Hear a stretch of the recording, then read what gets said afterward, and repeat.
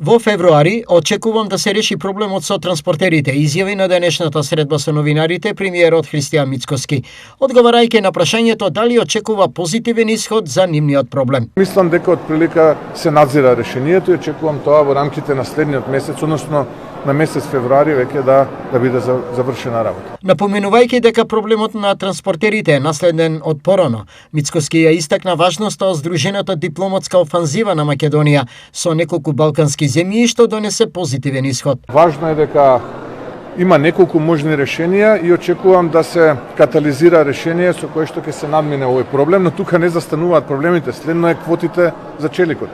Така да проблеми има континуирано, проблемите се тука и ќе се решаваат. 4-дневната блокада на граничните премини со земјите членки на Европската Унија, македонските транспортери вчера ја прекинаа по веста дека Европската комисија ја усвоила визната стратегија, со која ќе се регулира престојот на професионалните возачи во земјите членки на Европската Унија. За сега, освен Македонија и Црна Гора, на граничните премини со земјите членки на ЕУ остануваат камионите на Србија и Босна и Херцеговина.